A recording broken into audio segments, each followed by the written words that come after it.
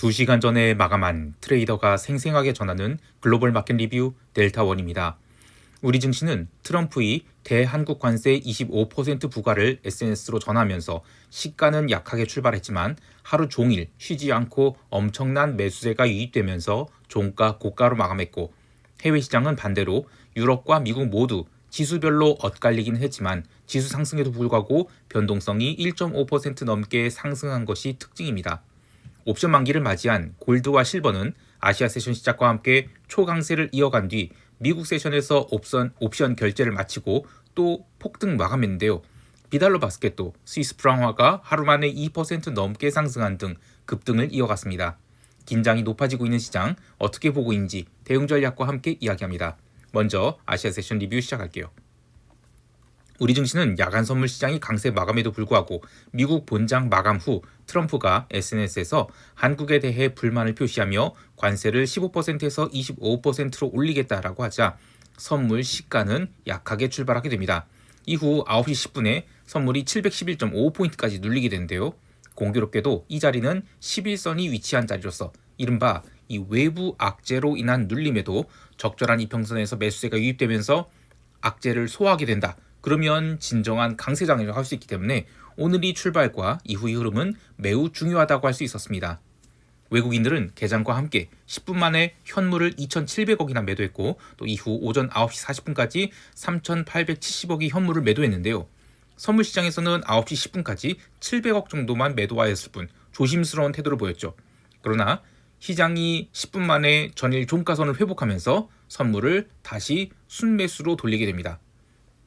외국인들 입장에서 생각해보면 9시 10분까지 선물이 711포인트까지 밀리면서 전일 대비 선물 10포인트가 밀렸지만 바로 다음 10분 동안 10포인트를 급반등시키면서 전일 종가선을 회복하니 더 이상 선물 매도를 쌓을 자신이 없었을 것입니다. 현물 시장에서도 마찬가지로 워낙 강한 선물 매수가 들어오다 보니 외국인들은 현물 매도를 걷어들이기 시작했고, 결국 장 마감까지 현물은 순매수 8,400억으로 마감했으며, 선물 시장에서는 오전 10시 30분 이후 선물 매수 규모를 강화해서 장중 한때 외국인들은 1조 2천억이 선물 순매수를 기록했으나 오후 3시 이후 포지션을 빠르게 정리하면서 순매수 5,600억으로 마감하였습니다. 재미있는 것은 오늘 외국인들이 현물 매수는 삼성전자의 5,600억, SK하이닉스의 5,400억 등 반도체의 매수가 집중됐지만 현대차는 또 3천억 가까이 매도하면서 1월 한 달 내내 외국인들이 현대차 순매도는 4조 원을 넘고 말았어요. 피어그룹이 있는 글로벌 자동차주가 전혀 못 가는 상황에서 미국이 자동차주인 GM은 미국 세션에서 구글 제미나이를 도입하겠다는 소식에 역사적 신고가를 가고 있는데, 외국인들 입장에서는 현대차에 대해서 냉정한 시각을 유지하고 있다. 이게 핵심인 것 같아요. 아무리 꿈을 먹고 사는 PDR 시대이고 또 내러티브 시대라고 하지만 외국인들은 이 피지컬 AI 도입으로 인한 원가 절감 내러티브에 대해서 야, 이건 너무한 게 아니야? 라고 생각하는 것 같아요. 선물 시장에서는 다시 미결제 약정이 급등했습니다.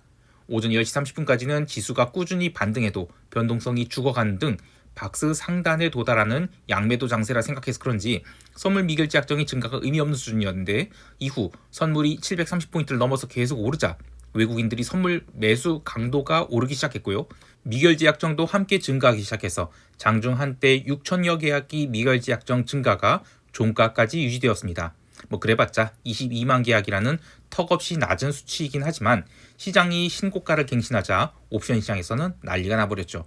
이번에 마켓메이커들이 상단 배리어를 740포인트까지 올리고 나서 더 이상의 의미 있는 급등은 없되 하락은 더욱 없다라고 보고 잔존일 감소에 맞추어 레인지를 팍팍 좁히고 있던 상황에서 상단 배리어를 위협하는 그런 상승이 나오면서 어쩔 수 없이 롤링업 해지를 했는데, 그럼에도 불구하고 선물이 무려 25포인트 가까이, 즉 3.45% 상승한 것은 감당하기 어려웠던 것 같아요. 처음에는 750포인트로 롤링업 해지를 하다가 오후 2시 이후 추가 상승이 나오면서 760포인트까지 상단 배리어를 올렸고, 하단 배리어는 700포인트까지 바짝 끌어올렸습니다. 그러나 지수가 워낙 급하게 오르다 보니 변동성 지수인 V코스피 지수는 다시 35포인트에 바짝 다가가게 되는데요. 또 하나 볼 것은 그동안 막내 콜옵션이 계속해서 일봉상 음봉을 맞으면서 이제 추가 상승은 좀 부담스럽다, 이런 신호를 주었었죠. 그런데 화요일 종가까지 시장이 상승 마감하면서 수요일에 새로운 콜옵션이 무려 7종목이나 신규 상장되죠. 그러면 기존 상장된 막내 콜옵션은 어차피 롤링업을 할 수밖에 없대죠. 이러한 수요로 콜옵션 스큐가 바짝 서게 되었습니다. 2월물 옵션은 정말 역대급 그 자체입니다. 코로나 첫 해 말과 다음 달 1월까지 폭등도 이 정도는 아니었는데 정말 역대급이에요. 근데 조금 걱정되는 것은 아무리 11선 조정이고 뭐고 간에 각도가 지금 너무나 가파라서 마켓 메이커들이 더 이상 못 견디고 상단 배리어를 플랫치지 않을까 싶기도 해요.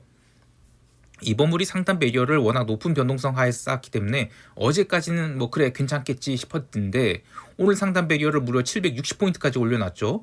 그러면 시장이 한번 스파이크 준 다음에 내려가게 되면 풋옵션도 얼마간 살아날 수 있겠어요. 그러면 이른바 양싸대기를 맞는 장이 될 수도 있죠. 게다가 아직 한 주의 마감이 사흘이나 더 남아있기 때문에 시장이 어디까지 올라야 마켓메이커들이 항복하게 될지 궁금해요. 참고로 작년 11월 초에도 이런 식으로 항복이 있은 다음 월요일이 폭등 이후 화요일의 갭 상승에 이틀간 대형 음봉이 연속해서 꽂히게 되는데 우리 증시도 그런 식으로 대형 스퀴즈를 주진 않을까 싶어요. 자, 이제 유럽 세션 넘어갈게요. 유럽 증시는 충분히 반등이 나올 자리였지만 반등이 아닌 의외의 변동성 상승이 나왔고 지수별로 엇갈린 흐름이 나왔습니다. 유로스탁스 50 지수는 상승했지만 독일 닥스 지수는 하락했는데요. 물론 전반적으로 시장이 약한 거라고 할 수는 없었어요. 근데 나스닥 상승은 어느 정도 따라간 정도이지 유럽 증시가 주도해서 상승이 나왔다 이렇게 볼 수는 없을 것 같아요. 뉴스플로우 또한 유럽과 인도의 자유무역 협정 체결을 주로 보도하고 있을 뿐 시장의 방향성에 대한 이야기는 없었습니다. 개별 종목 여전히 실적 발표에 따라서 자잘한 움직임이 있었는데 재밌게도 이 유럽과 인도의 무역협정 체결 이후 메르세데스 벤츠 같은 자동차 업종은 또 2% 가까이 빠지고 반대로 방산업체인 라인메탈은 3% 넘게 오르는 등 엇갈린 흐름이 이어졌습니다. 그럼에도 불구하고 오늘의 변동성 상승은 좀 이건 아니지 싶은데요. 여하튼 시장이 이 정도 뭉갰으면 어느 정도 된 거 아닌가라는 심리도 있는 것 같아요. 또 수요일 밤에 있을 FOMC에 대해서도 시장 참여자들은 별다른 걱정 안 하는 것 같은데요. 오히려 미국이 테크 기업 실적이 어떻게 나오는가에 따라서 ASML이 역사적 신고가를 갱신을 이어갈지 아니면 약발이 닿으면서 새로운 주도주를 찾게 될지에 대해서 더 관심 있는 것 같아요. 채권 시장은 또 지루한 흐름을 보였습니다. 컨퍼런스 보드 소비자 신뢰 지수 84.5로 매우 약하게 나왔음에도 불구하고 채권 시장도 증시도 전혀 반응하지 않았으며 오로지 통화시장만 이 핑계 저 핑계 대가면서 비달러 바스켓이 상승이 이어졌습니다. 그래도 수요일 밤에 FOMC가 있어서 그런지 채권 변동성 지수는 더 이상의 하락을 멈추고 56.12포인트로 소폭 상승했는데요. FOMC를 앞두고 이 정도면 변동성이 살았다라고 할 수도 없을 것이죠. 유럽 세션에서 설명했듯이 시장 참여자들은 이번 FOMC를 논 이벤트로 생각하는 것 같아요. 통화시장에서는 엔화를 필두로 비달러 바스켓이 이틀 연속 상승에 따라 조금 쉬어간 듯 했는데 유럽 세션 시작 후 2시간쯤 지났을 때 아무런 이슈도 없이 엔화 매수 개입으로 추정되는 물량이 나오면서 달러엔이 강하게 풀어졌고 이때 다른 비달러 바스켓도 더 이상의 조정을 멈추고 상승 전환하기 시작했습니다. 이후 미국 세션 시작 1시간 전 일본이 가타야마 재무장관이 외환 시장에 대해서 미국과 일본이 협력하여 적절한 조치를 취할 것이다 라는 발언을 하면서 다시 엔화의 강세에 지속을 하겠고요. 장마감 직전에는 트럼프가 달러가 요요처럼 움직일 수 있다 라면서 달러가 크게 하락하지 않았다 라는 취지의 주장을 하자 그나마 남아있던 달러 매수자들이 달러를 패대기 치면서 비달러 바스켓이 급등했고요. 골드는 순식간에 5,170달러까지 폭등해버렸습니다. 대단하다는 말로는 부족할 정도로 엄청난 상승이 있었는데 뭐라 할 말이 없네요.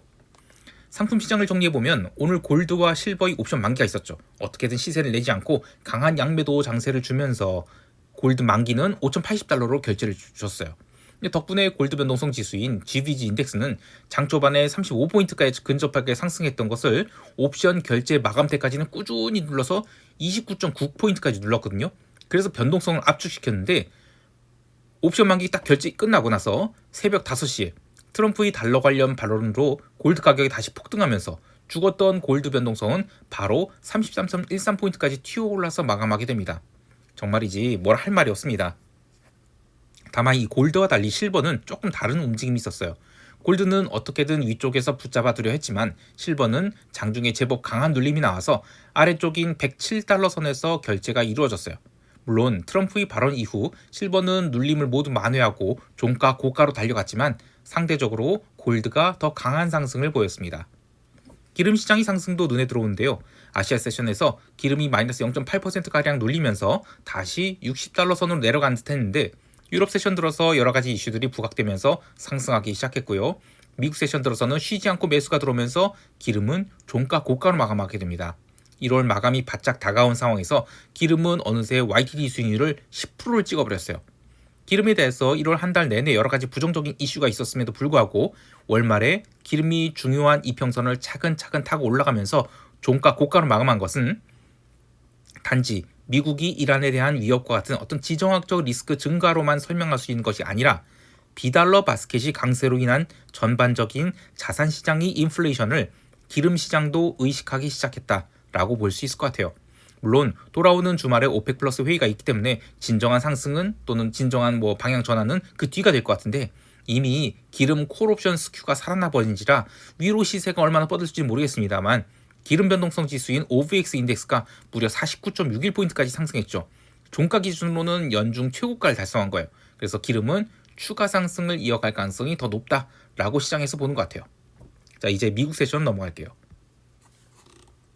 미국 지수 선물이 흐름은 다우지수와 러셀이 어제 이어서 또 약세를 보인 반면 나스닥은 또 초강세를 보이는 엇갈린 흐름이 있었습니다. 근데 다우지수 약세는 이 프리마켓에서 실적 발표로 인한 유나이티드 헬스그룹이죠. 얘가 무려 마이너스 17% 하락한 것 때문에 어쩔 수 없었을 것 같아요. 시장을 지배하는 키워드는 역시 기술주에 대한 저가 매수였어요. 개장 초부터 변동성은 더 이상 빠지지 않는데도 엔비디아를 포함한 주요 기술주들에 대한 매수가 꾸준히 들어오면서 갭 상승 출발한 나스닥을 별다른 조정조차 주지 않고 오전장 내내 끌어당겼습니다. 다만 0.4% 넘는 갭 상승으로 출발했기 때문에 나스닥은 오전장이 유럽 세션 마감할 때까지만 상승했고 이후에는 매우 좁은 진폭 내에서 간간히 이유 없는 조정을 보이면서 오후장을 비추세로 마감했어요. 그런데 상대적으로 러셀은 매도 압력이 시달리는 등 제대로 된 반등하지 못했죠. 전반적인 시장 흐름이 강세 흐름이었기 때문에 러셀도 크게 밀리지는 않았지만 나스닥에 비해서는 상대적 약세를 유지했다라는 것이 특징이에요. 개별 종목 이야기를 하면 코인베이스가 210달러까지 빠지면서 연중 최저가를 갱신했습니다. 그에 반해 MSTR, 마이크로스트래터지는 161달러 선에서 어떻게든 버티고 있는데 최근 비달러 바스켓이 초강세나 골드, 실버 같은 귀금속이 초강세에 비해서 가상자산은 좀처럼 상승하지 못하고 있죠. 그래서 시장 참여자들이 상당히 전전긍긍하고 있을 것 같아요. 한번 무너지게 되면 대책 없이 무너질 가능성이 높은데 FOMC 이후에도 비달러 바스켓이 강세를 지속하는데도 가상자산이 오르지 못한다. 그러면 리테일들이 탈출 압력이 어떤 형태로든 나타나지 않을까 싶습니다. 그 외에 마이크론이 연중 신고가 갱신했는데 오라클은 반대로 마이너스 4% 넘게 빠지면서 연중 신저가에 바짝 다가갔죠. 올해 초에도 작년처럼 이렇게 개별 종목 간 격렬한 엇갈림이 나오고 있어서 S&P 디스퍼전 인덱스는 빠르게 올라오고 있습니다. 확실하게 돈이 되는 곳에만 매수세가 몰리고 있는데 쏠림이 좀 과하다는 생각이 들지만 시장은 당장은 하락 전환할 조짐을 보이지 않고 있는 데다가 글로벌 증시 YTD 수익률 또한 미국 증시가 상대적으로 많이 약한 수준이에요. 그래서 1월이 거래일이 얼마 남지 않은 상황에서 굳이 얼마 안 되는 YTD 수익률을 끝까지 밀어버리는 그럴 가능성은 좀 낮다라고 보고 있습니다. 자, 이제 시장 총평하면서 대응 전략 이야기할게요. 우리 증시는 야간 선물이 또 1% 가까이 상승해서 751.5포인트까지 올랐는데요. 751포인트면 종합주가지수 5120포인트에 해당되는 수치죠. 어마어마한 강세가 진행되고 있는데 콜옵션 770 이상부터는 이번 2월물이 근월물이 되고 나서 새롭게 상장된 종목들이에요. 그래서 월요일이 작은 눌림만으로도 이들 옵션은 이제 저가를 깨면서 죽으러 가겠구나 싶었겠지만 하루 만에 그 외 가격 콜옵션을 무려 4더블씩 주면서 죄다 살려버렸어요. 그러면 마켓메이커들은 지수가 하락한다 하더라도 지수 자체는 레벨업이 되었다라고 인식하면서 외가격 풋옵션 매도를 쌓을 가능성이 높아요. 즉 지수가 슈팅성 상승이 나온다 하더라도 하락 전환이 쉽지 않거나 아니면 하락은 얼마 되지 않을 수 있고 더욱이 풋옵션 매수는 일중거래로도 이익 내기 어렵거나 아예 지수 하락과 변동성 하락이 동반되어 나타나면서 방향을 아래로 맞춰도 이익이 얼마 나지 않는 그런 피곤한 장세가 될 수 있겠어요. 그래서 하락 베팅을 굳이 한다면 약세 풋스프레드로 대응하는 것이 좋겠고 월말까지는 그냥 계속해서 지수가 간다 아니면 최소한 고점권에서 계속 버틴다 라고 보면서 강세 대응하는 것이 더 좋겠습니다. 또 하나 볼 것은 새로 상장되는 콜옵션들이 시세예요. 막내 콜옵션이 어느 가격에서 발행되는지, 또 발행 후 롤링업이 어느 정도로 이루어진지를 봐야 되겠는데, 현물 시가가 고가로 출발하게 된다. 그러면 막내 콜옵션 또한 매우 비싼 가격에서 발행될 가능성이 높죠. 이것은 시가 고가이거나 오전장이 고가가 일중 고점이 될 가능성이 높아요.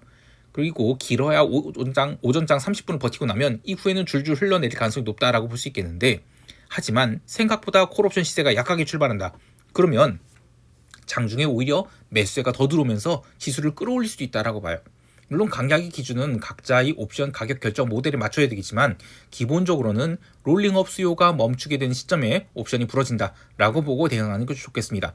즉 미리 올라왔으니까 갭상승의 콜매도 와장창, 이것은 삼가하는 것이 좋겠습니다. 투자자별로 다르겠지만 첫 5분 봉을 중요하게 생각하는 분들도 있고 또 첫 30분 봉을 중요하게 여기는 분들이 있는데, 여하튼 오늘 새로 상장되는 극외 가격 콜옵션이 음봉이 나오냐 도치가 나오냐 굉장히 중요하겠습니다. 이제 해외 시장 보면 장마감 후에 이제 텍사스 인스트루먼트 실적 발표가 있었죠. 한 방에 시간 내에서 8% 넘게 당기면서 신고가에 바짝 붙여놓는 등 돈을 벌 것으로 보는 기술주들에 대한 기대감은 여전히 살아있다라고 볼 수 있겠어요. 또 FOMC에 대해서 시장 참여자들은 사실상 논 이벤트처럼 생각하고 있다라는 거 여러 차례 말씀드렸죠. 이렇게 되면 월말까지는 무슨 이슈가 되었든 시장을 빼지 않고 끌고 간다라고 볼 수 있겠어요. 또 2월이 첫 거래일은 지금 다음 주 월요일입니다. 그러면 이달 1월 말이 마지막 거래일이 금요일이죠. 주말을 앞두고 쇼스퀴즈를 일으키기에 딱 좋은 겁니다. 따라서 최소한 이달 말까지는 미국을 포함한 글로벌 증시에 대한 강세 기조를 유지하면서 변동성도 좀 더 빠진다라고 보고 대응하는 것이 좋겠어요. 그나저나 한마디 좀 하면 우리 증시가 최근 초강세를 보이고 있는 것에 대해서 어떤 타이밍도 딱 이런가 싶어요.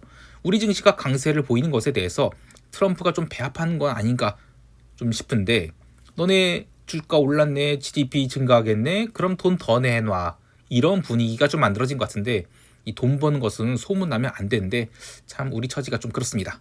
자, 마지막으로 시황의 스크립트는 여기 네이버 델타원 글로벌 검색하셔서 네이버 프리미엄 콘텐츠를 가입하시면 이 영상이 녹화되기 전에 아침에 시황 스크립트를 네이버를 통해서 보내드리거나 텔레그램 통해서 보내드리거든요. 많은 가입 바랍니다. 자, 오늘 하루도 성공 투자하시길 바라고요. 이상 델타원이었습니다. 감사합니다.